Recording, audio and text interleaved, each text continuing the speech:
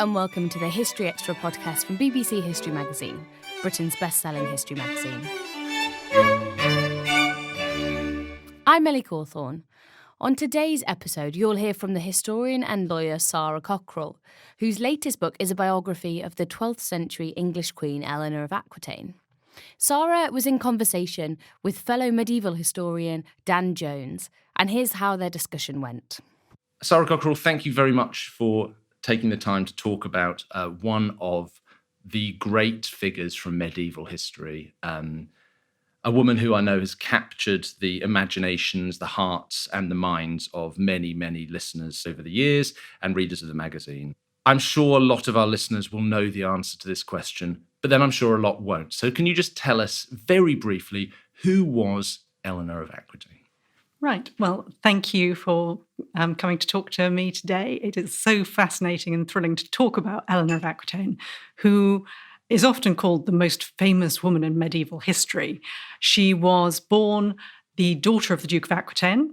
She became the heiress to the Duchy of Aquitaine when she was very young. She was then married to the King of France. And then after that, marriage went horribly wrong. After they'd been married for some time and gone on crusade, she married Henry II of England. By him, she had a wide variety of children, which was interesting considering that she'd been divorced for being barren, including amongst those children, Henry the Young King, Richard the Lionheart, King John, and also some very remarkable daughters. During the course of her marriage to Henry, things went slightly badly wrong. She is said to have helped her sons to rebel against Henry. She ended up in prison for 15 years, only coming out when Henry was dead. And then her son Richard allowed her essentially to rule England on his behalf. She then also conducted a number of diplomatic forays, including going to visit him in Sicily, going to visit her daughter in Castile, and fetching from Castile a granddaughter of hers to marry the King of France. And she died finally at the age of 80 in the Abbey of Fontevraud. So we're not exaggerating or romanticizing or mythologizing necessarily when we describe Eleanor as a remarkable character in the Middle Ages, spanning the 12th into the early 13th centuries. But I can see from the way you're slightly raising your eyebrow at me that there is a great deal of romanticizing, mythologizing that has gone on around Eleanor. So as a way of getting into that, I suppose, could you tell me why you decided to write about Eleanor? There've been lots of biographies of her over the years. I can think of my shelves at home, and I've got Ralph Turner's, but very dense. I think it's in the Yale series. Helen Castor devoted a quarter of her she-wolves to Eleanor. So, what drew you to Eleanor of Aquitaine, and what is there to add to this story? So, I have read, I think, every biography of Eleanor going, and I've loved pretty much all of them. But I found every single one was lacking in some respect, even with great respect to Ralph Turner, his. And I really wanted to see if I could have a better shot at it, particularly in view of the fact that the last biographies were basically in the noughties. So Alison Weir is early 2000s, Ralph Turner is 2009. And there's been a huge amount of very serious scholarship since then, which has challenged a number of the views that people brought to the earlier biographies. So I wanted to see if one could work that scholarship into what we already knew about Eleanor and whether a new picture would emerge. And of course, you've written about another famous Eleanor from the Middle Ages before. Yes, I previously wrote about Eleanor of Castile. That was a very different thing because pretty much nobody knew who Eleanor of Castile was. And whenever I said I was writing about her, people would just say, who? Whereas when I I'm writing about Eleanor of Aquitaine, people say, yes, and then tell me something which I then have to tell them isn't true. Right. In order to myth bust Eleanor of Aquitaine, because I think that's what we should do here, let's get to the heart of who Eleanor was, what we can and can't know about her, what are our misconceptions about her. Let's start with the real basics. Where's Aquitaine? So, good question. Because people tend to say Aquitaine is in the south. Eleanor was a creature of the south. And that's Of France. Of France, yes. And that's slightly wrong. Aquitaine was a vast county. In fact, Eleanor's lands covered Poitou, Aquitaine, and Gascony. Her lands were far bigger than the territorial lands controlled by the King of France. Now, some of those lands, yes, were in the south, but the real power base of her family was in Poitou, which is actually not really in the south at all. It's on the borders of Anjou. So this idea of her as a creature of the south is something of a misconception. So all of our images of Eleanor, born at the beginning of the 12th century, to a romantic kind of southern French dynasty, speaking, a different dialect and language from those. How to what extent can we be sure about that? So the conventional view has been Eleanor, creature of the south, speaker of the Languedoc, Troubadour princess. There is no evidence as to what language she spoke. There is a lot of evidence that she didn't actually have any extensive role in patronizing the troubadours. The pendulum has swung in terms of scholarship. A number of scholars nowadays say she probably didn't speak the Languedoc at all. I think that's probably going too far. Her grandfather wrote in the southern French Languedoc because he was the first of the troubadours himself. So she was probably familiar with it. She probably spoke both. But this idea of her as being essentially sort of like a stick of rock, a southern person through and through, I think we can pretty much dismiss that. So fill out what we do know about her family then, and what is the nature of these troubadour dukes? What part they played in? Let's locate this in the early 12th century, going back into the late 11th century. What is the nature of her family insofar as we do know about it? So she had an absolutely fascinating family. Going way back, she descends from a saint. She's got a wonderful roster of really feisty ladies who were her ancestresses. But the really dominant figure that one tends to think about is her grandfather, William the Troubadour. He was the first troubadour poet, which was a quite remarkable thing from somebody who was a duke.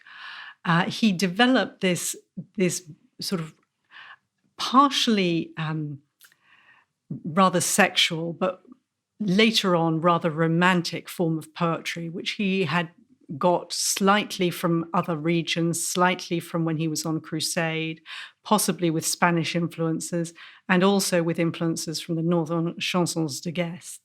But he then parlayed that into a distinctively southern form of poetry and music. He died, however, when Eleanor was only about 2 years old. His influence on her would have been probably quite small, although what he had done in developing poetry then goes to influence other courts across the south of France. Her own father was somebody who was much more interested in battle and religion than poetry. So her immediate background is not so steeped in that troubadour culture as we've sometimes been led to believe. Now, you said about 2 years old, I think, just in passing then. There's a long debate about what Eleanor's year of birth was. I mean, can you shed any light on that? I think that the dates usually given are 1122, 1124. Yeah. I mean, are we any closer to knowing the answer to that? No, Okay. And we never will be. There are different dates given at different points in history. All of the dates that are given for her birth are first given after her death, considerably after her death. I've taken 1124 because it is the earliest time that anybody gives a birth date for her. And so it's nearest in time to when she lived. It's in a relatively reliable source. So I've gone with that. But the truth is that we don't know.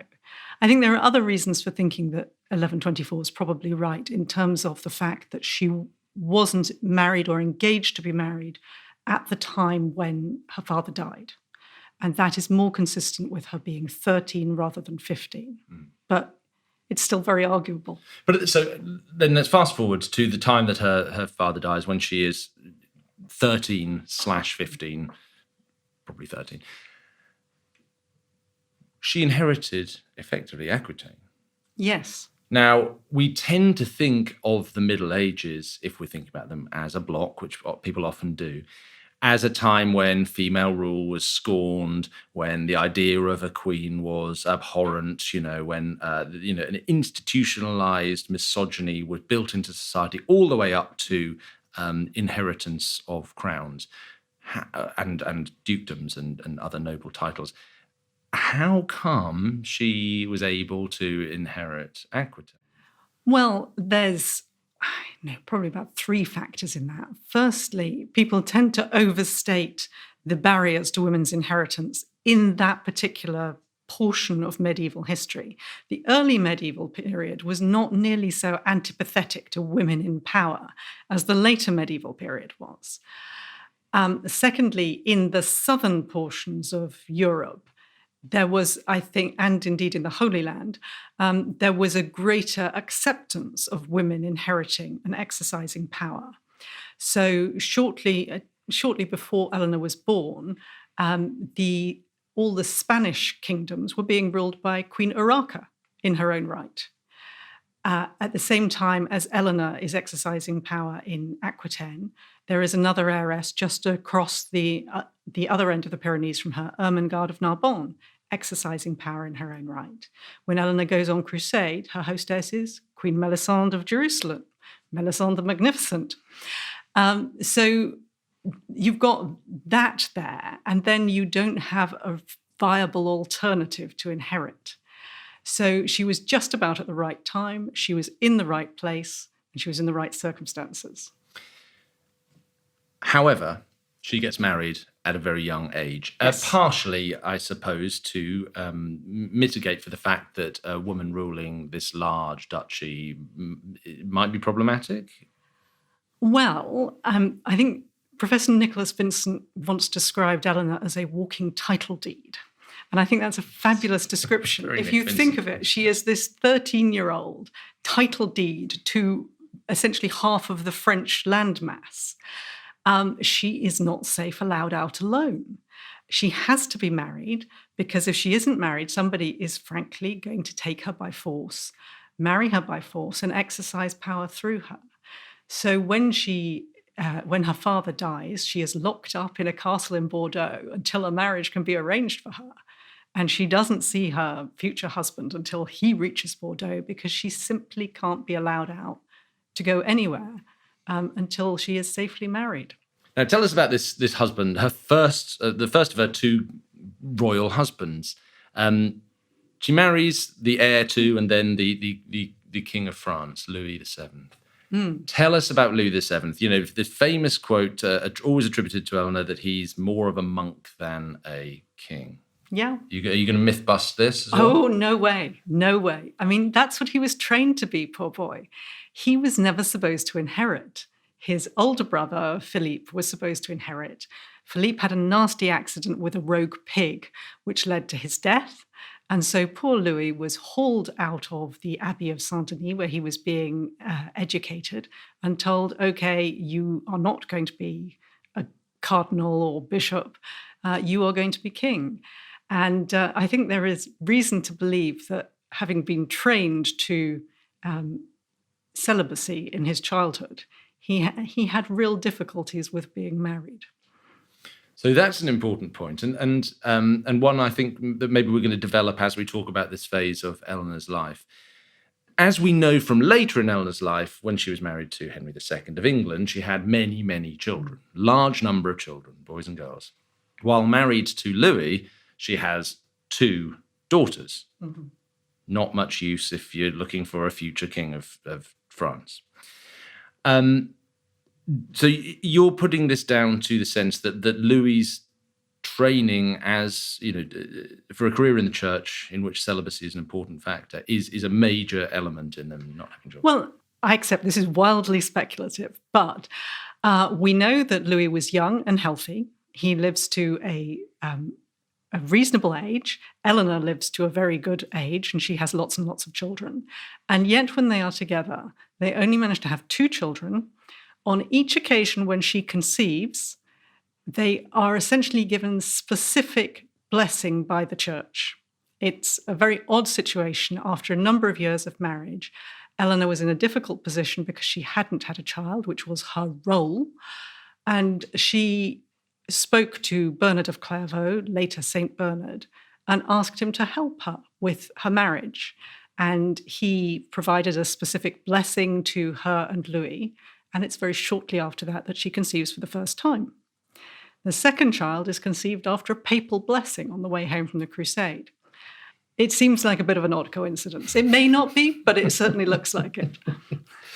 One of those rare men who can only do it after a blessing by the church. Something I don't think I can think of another example of in history off the top of my head. Let's talk about Eleanor and Louis together. Yes. And maybe let's focus on their most famous moment together, which occurs in the 1140s when the two of them go off on crusade. Now, at this point, they've been married for quite a while. Talk us through the background to Eleanor of Aquitaine going on crusade, which is not necessarily an ordinary activity for a queen in the 12th century. It wasn't an ordinary activity for a king because, of course, there was a considerable amount of disquiet when Louis said that he wanted personally to go on crusade. It would be something new for actually crowned heads to go on crusade at that stage. And of course, they had no heir, and the idea of him putting himself at risk was unwelcome to his counselors. But in part because there had been women on crusade in the First Crusade, there continued to be women and men visiting the Holy Land between the First and Second Crusade. And the fact that Eleanor and Louis felt, I think by this stage, probably that they needed as many blessings as they could get on their marriage to help them to conceive, it probably seemed like a very sensible thing for her to go with him. Certainly also, why shouldn't she, just as much as many of the people who wanted to visit the Holy Land in the interim between the two crusades, have wanted to go and see it? And of course, she had family there. The crusade was effectively summoned by her uncle Raymond of Antioch. So she had multiple reasons for wanting to go. Be that as it may, the Second Crusade, called after the fall of Edessa in 1144, designed to follow in the footsteps of the first Crusaders, which, as it turned out, near fatally so, or fatally so for many participants, is an incredible undertaking for man, woman, king, queen, anybody going on it. Tell us a little bit about the rigors of the Second Crusade and what they set out to do. Yes. So this was one of the things which actually really struck me when I started to write about this period in Eleanor's life. I think people have not really given sufficient credit to her and the other people who went on crusade for the enormous rigor of the journey. They set off, and it should be an easy start, following the Emperor Conrad. But the Emperor Conrad's army has gone first, and there is effectively no food because they've taken it all ahead of them. So even on what should have been the simple bit of the journey, they are running into difficulties in keeping their baggage train supplied, keeping people fed, watered, clothed. Then they get to Constantinople, and there are various difficulties there because the Emperor of Constantinople is not regarded with perfect love and charity by a number of the French Crusaders. They have a little bit of comfort and luxury there, but then as soon as they cross, they are faced with a similar dilemma to that faced by the First Crusaders: how to get across this massive landmass inhabited by people who basically want to kill you. And we're talking about Asia Minor here. The journey, the portion of the journey, I mean, the journey in itself is incredible. Imagine traveling mainly by foot from Paris to Constantinople, modern Istanbul, but even be that as it may. From Constantinople, they're heading towards northern Syria, which entails crossing the entire territorial landmass of modern Turkey on foot when it's mainly populated by people who want to kill you. Yes. I mean, it goes in stages. They start out from France, and you can see that they might have stopped at abbeys and so forth for the beginning of the journey. Then sort of the latter parts of the journey down to Constantinople, they're probably camping in not very nice circumstances. So Eleanor probably did actually, yes, camp in a tent, which is an interesting thought. And then you get into Asia Minor and you're camping in even more desperately exposed, tough physical conditions, even without, as you say, people constantly trying to kill you. As soon as they cross into Asia Minor, pretty much, they find that the Emperor Conrad's army has been destroyed, having gone a little bit ahead of them. The Emperor Conrad comes and joins them, terribly wounded, and has effectively to be shipped back to Constantinople, where he's nursed back to health by Manuel Comnenos. And so Eleanor and Louis then end up trying to tiptoe round the edge of Asia Minor, which is a massive journey. And the land that they have to cover is incredibly inhospitable. And then, of course, they never know when they're going to be attacked, which they were repeatedly. She will have seen people dead at the side of the road. She will have seen people killed. And this is all before we get to Mount Cadmus. And tell us about Mount Cadmus. So after the French Crusaders on the Second Crusade have sort of inched their way, I suppose, southeast around the southwest corner of Asia Minor, they're picking their way increasingly in an increasingly bedraggled fashion across this huge landmass. What occurs at Mount Cadmus? So you've got to picture it's a big army. There are thousands and thousands of people. It's broken, as is traditional, into the vanguard, the rear guard, and the central section. The central section has probably got most of the baggage, most of the women, most of the more exposed people within it. Louis is at the back, sort of protecting the rear of the army. At the front is his uncle, Amadeus of Maurienne, and one of Eleanor's principal vassals, Geoffrey of Rancon. And they are supposed to get partway up Mount Cadmus, almost to the top, pitch a camp, wait for the rest of the army to catch up. Quite what happens, as to why this doesn't happen, nobody knows. None of the accounts are clear. It's fair to say that the people who went on crusade with an idea of leaving a record were so dispirited that they gave up. So we pick this up from later accounts. On the whole, there is a brief account by Louis' chronicler, Odo of Douai, but he doesn't give perfect detail. So somehow the vanguard gets ahead, goes over the ridge of the mountain. Then the attack comes onto the exposed middle section of the army.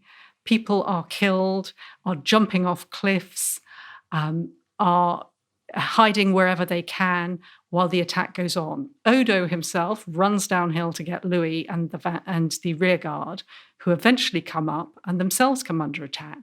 Louis only escapes by climbing up a tree and cowering there till it gets dark. And we have no idea what's happened to Eleanor during this time. So the sources on Eleanor at this time are silent? Absolutely silent. So we can only, in that case, construct what she may or may not have seen through yes. the more general accounts of the Second Crusade. Okay, let's fast forward a little bit through the Second Crusade and hone in on the bit of it that is most often repeated about Eleanor, because after the terrible experiences in Asia Minor, Second Crusaders, or that portion of them that survive, make it into Syria. The plan has been to go and get Edessa. Forget that, Edessa's long gone. Plan changed, hit Damascus. That's a total disaster as well. In the midst of all this, Eleanor comes in for some quite stiff criticism from chroniclers, including, I think, William of Tyre, writing later, who accuse her of something very dodgy that's going to stick with her for the rest of her life. Can you tell us a little bit about that and how much of what we think we know about Eleanor during the Second Crusade is or is not true? So, as I've said, the only chronicler who was actually embedded with the French portion of the Second Crusade gave up writing when he got to Antioch. So what happened at Antioch, one might say, was a bit like Vegas, stays in Antioch. At Antioch was Eleanor's uncle, Raymond. Now, how well she knew him before he left Aquitaine, we don't know. He was probably a young man when he left, so she would have known him only for a very few years when she was a very small girl. But he was her uncle. We know that in Antioch, she and he got on like a house on fire and talked a lot. We know this from John of Salisbury, to whom Eleanor and Louis gave their accounts fairly shortly after the event. The story, as it's later told, is that Eleanor had an affair with Raymond. But that comes not from John of Salisbury. It comes first from much later chroniclers. William of Tyre says something which is ambiguous, which could mean that she was disobedient to Louis, which she was, or it could mean that she had an affair with Raymond. But that statement is then picked up by later chroniclers, and people say that Eleanor had an affair with Raymond. I think from what John of Salisbury says, it's clear there was gossip because she was spending so much time with him. But there seems to be absolutely no evidence that anything improper went on. What she did do, though, was she asked for a divorce from Louis. And Louis was absolutely gutted and was told this would be a huge embarrassment and that he couldn't let this happen. And so he abducted Eleanor and took her away by force from Antioch. That's extraordinary. So, well, it would cause gossip, wouldn't it? It would cause gossip. And I think as a sort of, footnote, this is classic William of Tyre, great chronicler of the Crusades, who loves to have it both ways, if you see what I mean. So he makes this statement and he sort of says, something was going on, and, so that you can read it either way. And this seems to have been his intent, to gossip without actually doing the gossiping. Very William of Tyre. Now, from Antioch in northern Syria, Louis has to sort of almost physically drag his wife away from her uncle for whatever reason. This has stuck with her forever, basically, hasn't it? This beginning of a scandalous reputation, if you like. I mean, do you think it's merited? I don't. When you look at what John of Salisbury says, and he is the person who heard both Eleanor's side of the story and Louis' side of the story very, very shortly after the Crusade finished, he says nothing other than that she spoke to Raymond a lot and that there was a lot of gossip and that Louis was unhappy about her spending time with Raymond. Louis was famously jealous when it came to Eleanor. He loved her with a childlike devotion, it's often said. So no, I don't think it's merited, but mud sticks. Mm. And by the same token, childlike devotion doesn't butter any parsnips when it comes to producing heirs to the crown. So again, let's move forward. The Second Crusade, big disaster. Louis returns home, not with his reputation or his finances entirely burnished by the experience, but with Eleanor by his side. They stop off and see the Pope, on their way home. And they return with her pregnant. Shortly after that, however, they're no longer an item, as we might say. What happens? I mean, I thought the Second Crusade was supposed to be their sort of marriage counselling, and it produces a child. What's the problem? Well, during the course of the Crusade, clearly things went sufficiently wrong between them that Eleanor took that extreme course of saying, while thousands of miles away from home, that's it, I want a divorce, it's all over. And she relied on their close relationship in blood, consanguinity, because they had relations who were, the church would say, too close. So I think she wanted out of the marriage. She was probably very upset that she ended up pregnant. He, of course, would have hoped that this second baby would be a boy, but when the second baby wasn't a boy, all the people who were around him who were saying that she was no good at providing heirs would appear to be justified. They had now been married for a good period of time, over 10 years, coming up for 15 years, in fact, and nothing. So he, I think, felt he had no alternative if he wanted an heir to divorce her or get an annulment, to put it more technically. And that's what happened. Still to come on the History Extra podcast. So we see Eleanor in all her different roles, as mother, as politician, as wielder of power, as patron. All of it comes together in her final years into this rather wonderful flowering.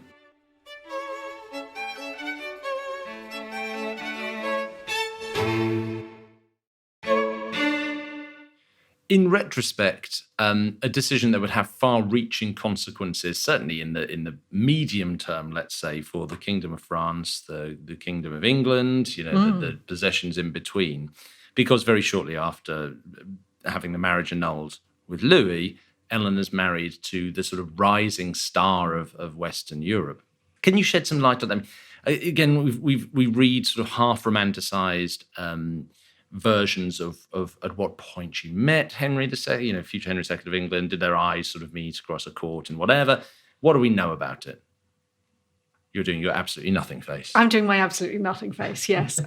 We know a little more than absolutely nothing. We know that Henry and his father, Geoffrey, came to court just about at the point when it was apparent that Louis and Eleanor were going to be breaking up.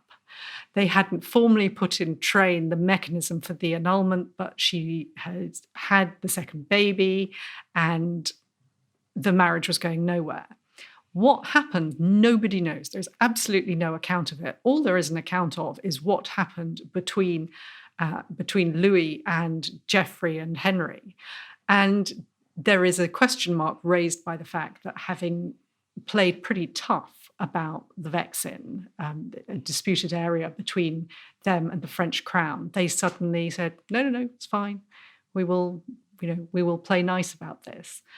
So there is something lurking in the air which suggests that there may have been a suggestion, perhaps, that there might be a marriage, but we don't know. And there is no basis for hope that we will ever know more than we do. But what we do know, certainly, is where this portion of the story ends, which is 1153, a marriage between Henry, shortly to be Henry II of England, and Eleanor, Duchess of Aquitaine.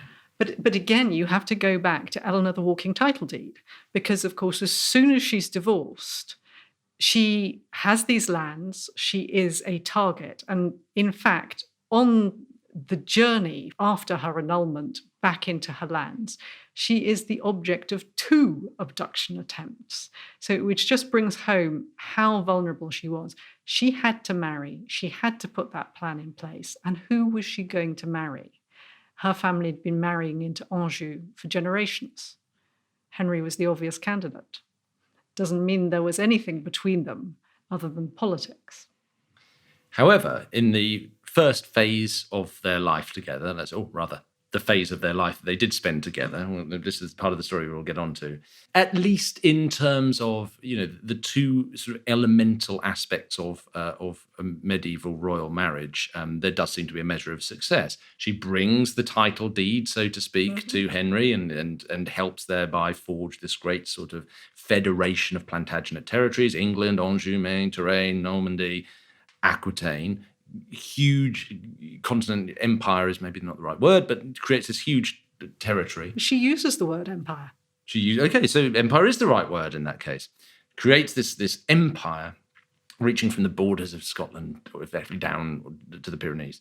She also produces, eventually, 7 children who grow to adulthood. This marriage seems, on the face of it, is what I'm rambling my way towards, to be more successful. Can you tell us more about her marriage with Henry? And is that just a superficial judgment or what? It depends how you characterize success. Yes, it has a lot of the indicia of a successful marriage. And certainly in the first few months when she is touring with Henry, the way she's couching the language in her charters, dearly beloved husband and so forth, it sounds like she is pretty thrilled with what she's got. And why wouldn't she be? She has gone from a husband who was, in military terms, a catastrophe, and who we have to say there are question marks over in the bedroom, to somebody who is, in military terms, exceptionally talented and who is going to make her pregnant pretty much every time they meet. So, in terms of what appears to have been what she was looking for, somebody to mind her interests, somebody to give her a family, it looks great. And in the early years, Henry also appears to give her a degree of power, because when she was married to Louis, there is absolutely no evidence that she exercised power at all. Whereas Henry allows her to be regent in England. He allows her to be regent even in Anjou, because their lands are so vast. Although she's pregnant most of the time, they're together relatively little. He has to be in one area fighting fires. She has to be somewhere else minding the shop. But it's working well, yes.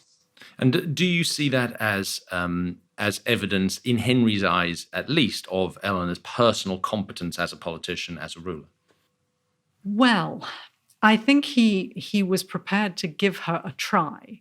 And what you see is, it's actually quite characteristic of him, full stop, isn't it? You see him giving her, to start off with, a shot at being regent, a shot at exercising power, hedged round by his trusty Norman henchmen who have experience of the way he likes to do things, the way his father liked to do things.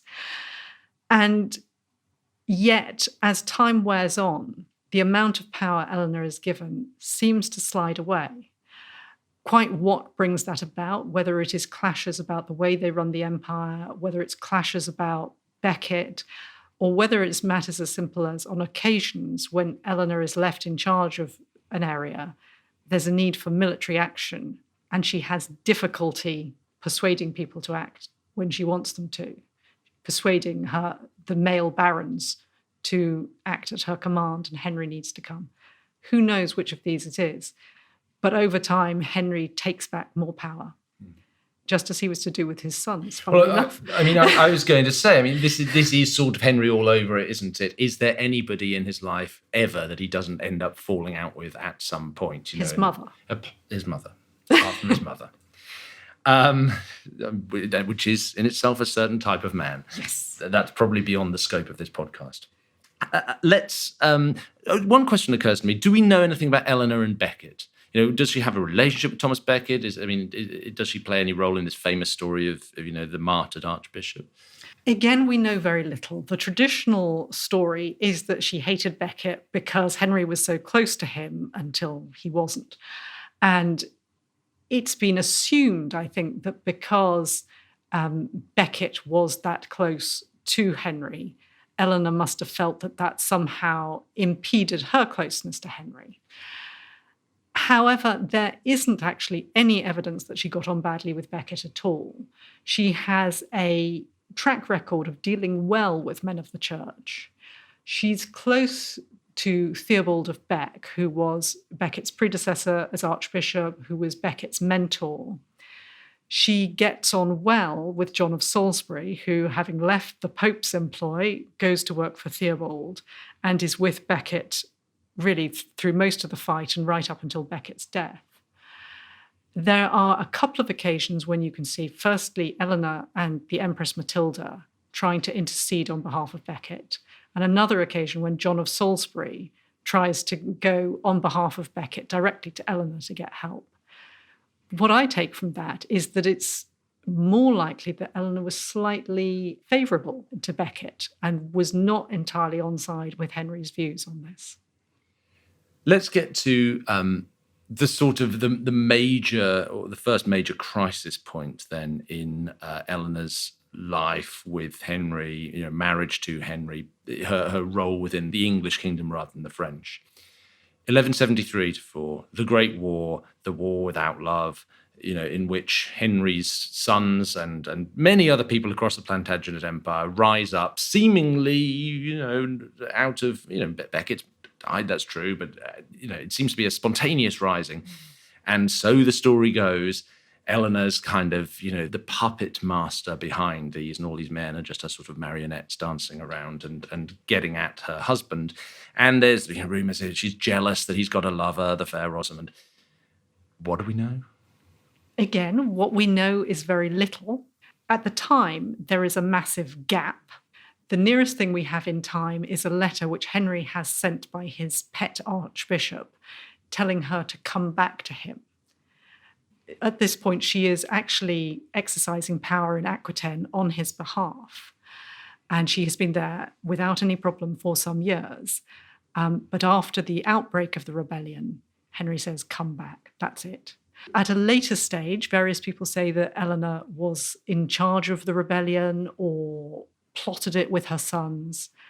There's no evidence of that. The more reliable chroniclers say it is said or it is rumoured, which to me suggests that they don't believe it.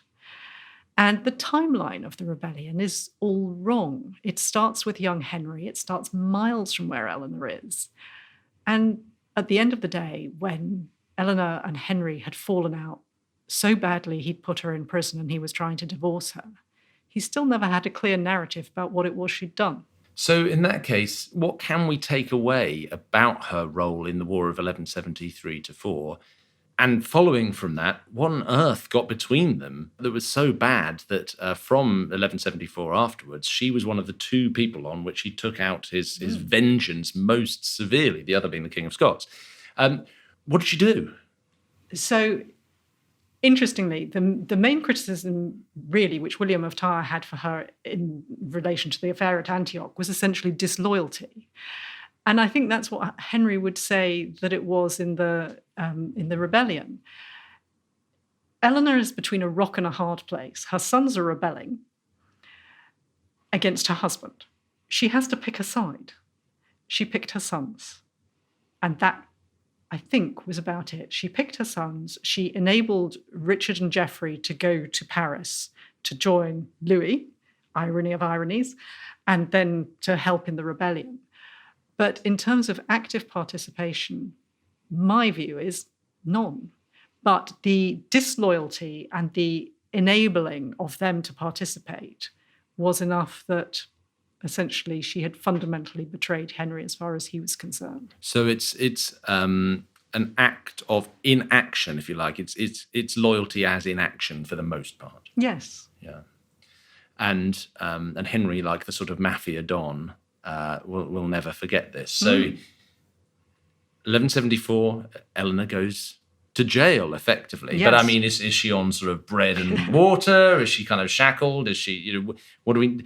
This always seems to be a big gap, and I can just picture many lines from many books of Eleanor saying, and then 15 years passed and we don't really know.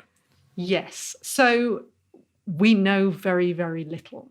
We have to pick it up through effectively the accounting records for her captivity and the pipe rolls. That's it. And the occasional mention of where other people are. We know that she is put into confinement, but the places she's put into confinement are principally Salisbury and Winchester. These are very nice places. They are, in her terms, modern residences with a lot of comfort. The amounts spent on her suggest that she was treated relatively well. The fact that she maintained her health suggests that she got plenty of opportunity to exercise. She probably was allowed to go riding under supervision and so forth. There is also evidence to believe that she probably had, at least in the early stages, her youngest daughter Joanna with her until Joanna was married. And she may well have had a small household of young people with her through most of her captivity. So in other words, this doesn't sound so much like, Eleanor kind of staring out the bars, singing tra-la-la-la-la, poor me, and damn the fair Rosamond, but a little more like a sort of political neutralization, in a sense, a taking away from Aquitaine, a denial of a role, an active role in government, such as, she'd had one in the first place, but not actual mistreatment, just sort of sidelining.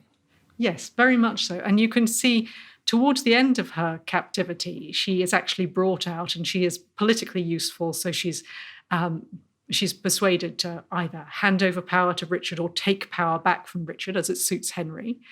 She's allowed to process around her dower properties so that Henry doesn't have to hand them over to young Henry's widow. But then when the political situation becomes more fraught, she's whisked off back to Salisbury. So it comes and goes, the degree to which her freedom of movement is constrained. But yes, it's sidelining her with as much severity as is necessary according to the political situation at the time. In a way, is this not quite a backhanded compliment about her potential political power, her potential personal competence, in the sense that you wouldn't bother if she wasn't potentially dangerous to you?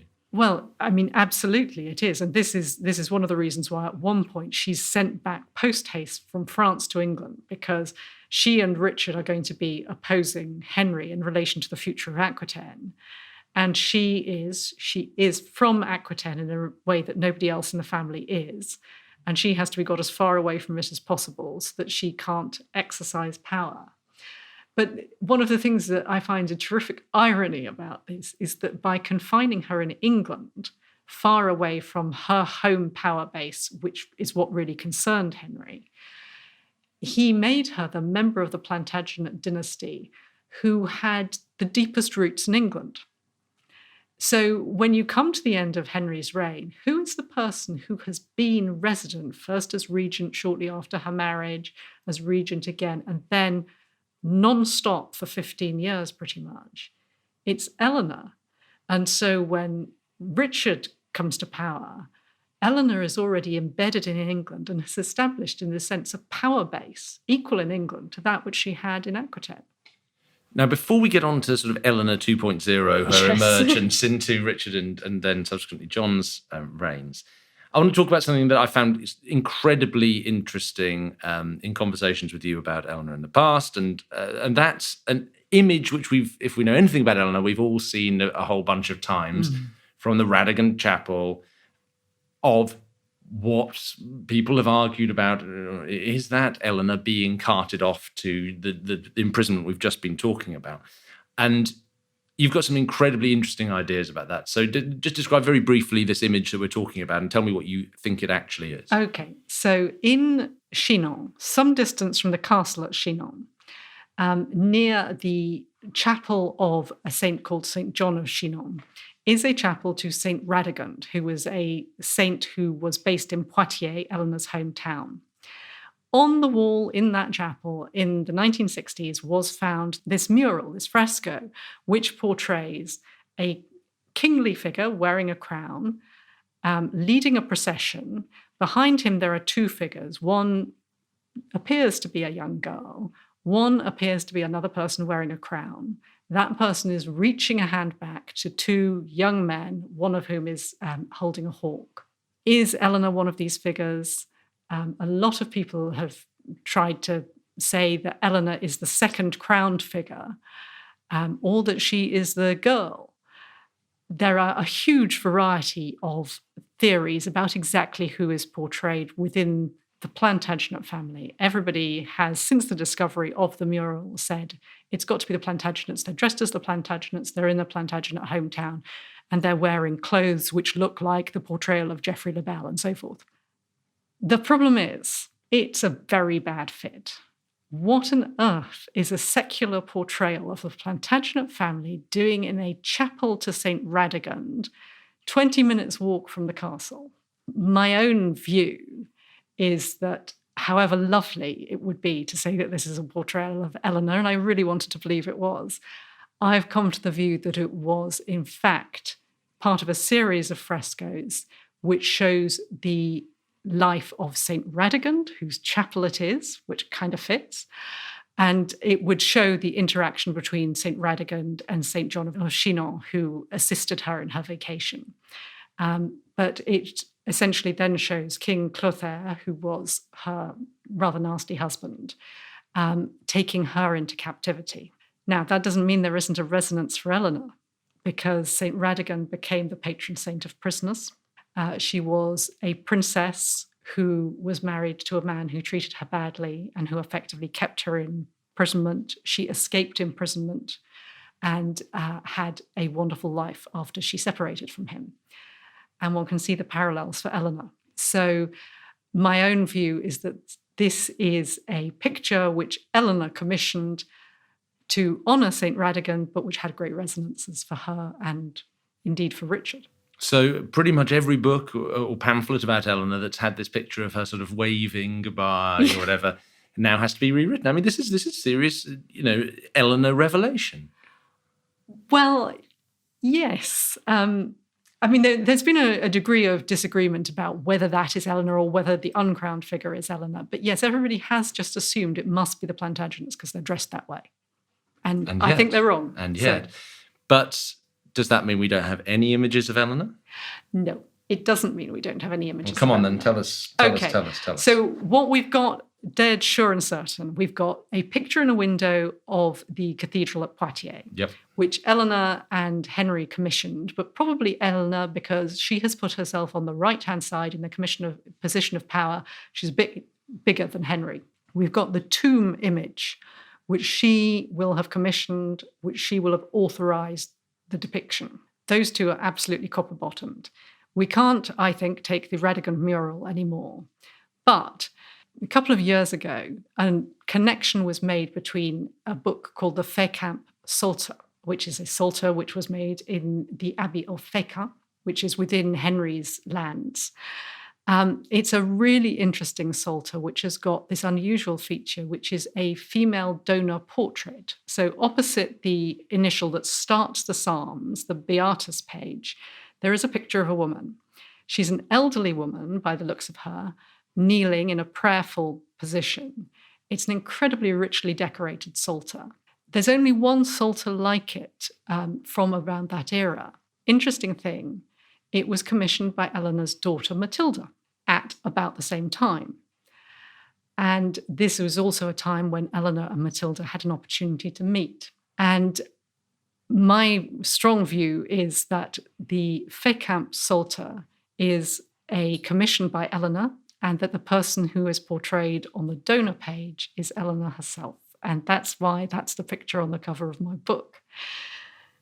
Which is a fantastic book. And I think there can be no more appropriate image of how it overturns or re-examines or forensically questions all that we think we know about Eleanor than this new image of her on the cover. And it's beautiful, actually, that this should come to the fore at this point when really one's coming to the view that Eleanor didn't exercise a huge amount of power as a younger woman, but came very much into her own in her older years. And here is a picture of her at that age, really resonating with what her interests are, resonating with her family, her interest in the church, and her ability to exercise huge patronage. It's the most glorious, beautifully decorated book. And it appears that it was very dear to her. Well, and it makes it a beautiful cover for your own wonderful book. Now, just finish the story. We've got 5 minutes, so finish the story off for us. You know, Henry dies. Eleanor's released from her captivity, such as it was. What role does she then play, in the last phase of her life, when two of her sons, first Richard the Lionheart, and secondly, young John, bad King John, come to the throne? Because this is the last period of her life. How was her role defined, characterized? How did she see it? How did she wield power in this period? She continued to call herself Queen of England. She is never referred to as the regent. She is never appointed as the regent. She is simply the queen. From the moment that Henry dies, she effectively emerges like this glorious phoenix rising from the ashes.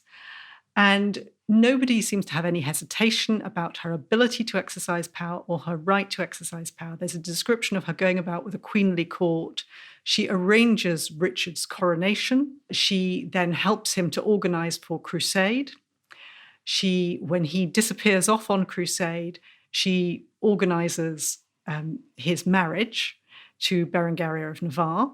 She goes to Navarre, picks Berengaria up, takes Berengaria over the Alps in the depths of winter. Eleanor, by this stage, is in her 70s. Takes Berengaria down all the way to the bottom of Italy to enable her to meet up with Richard, and then simply turns around and comes back because she's got too much to do at home, because England won't govern itself. So she waves Richard off, and then she takes care of business at home, trying to fend off John's attempts, together with Philip of France, to try and take over England. She is exercising power as somebody who controls the defences of the country. And then, of course, when Richard manages to get himself captured on the way back from Crusade, she organises his ransom. at the same time still maintaining the defences of the kingdom so that Richard has a kingdom to come home to. She goes to Germany to help finalise the negotiations for the payment of the ransom and comes home with Richard. And only then does she get a bit of peace. She has a short period of retirement in Fontevraud, and that is rudely interrupted, of course, by the news that Richard is dying. So she rushes to Richard's side. He effectively dies in her arms. She then controls the transition of power. There is a question, does power go to her grandson Arthur or to her son John? And all the evidence points toward it really being a lot of her influence that means that it is John who succeeds. And she then comes out of retirement, does a massive tour around her lands to ensure that John succeeds peacefully and that all her vassals are online and prepared to recognise him.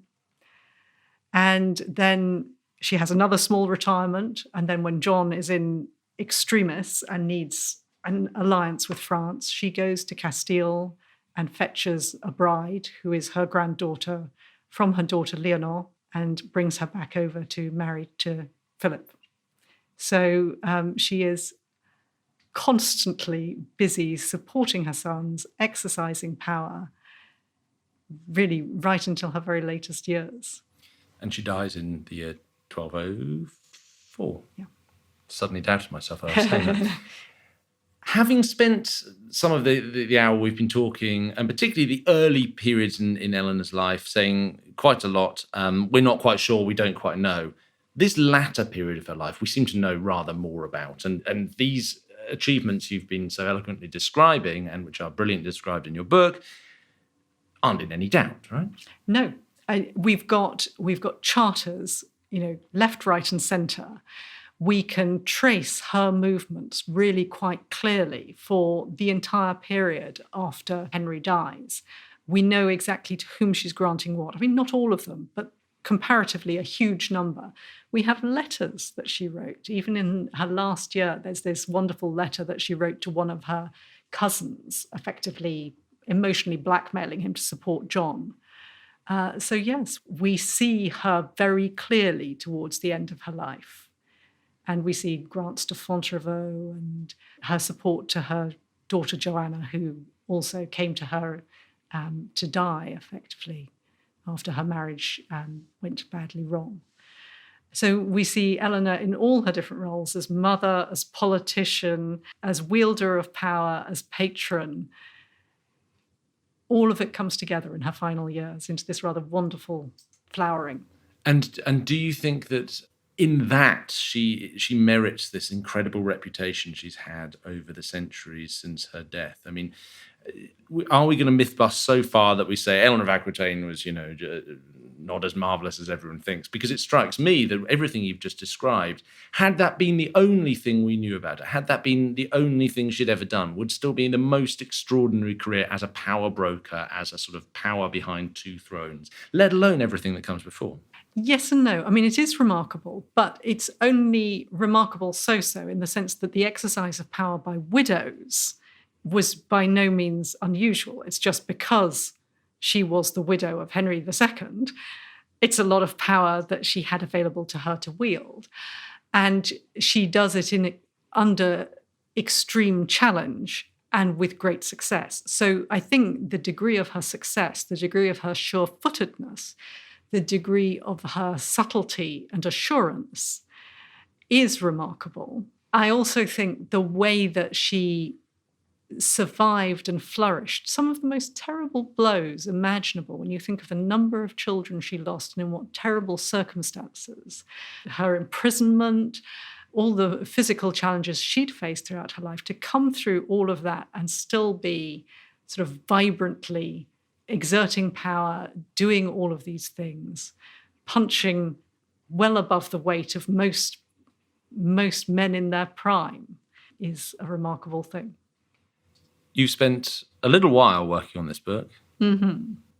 Have you enjoyed spending this time in Eleanor's company? Oh, I've hugely enjoyed spending time in her company. I always wanted to get the story straight in my mind. I thought I knew what I would find, and I did think I would find her quite intimidatingly exceptional.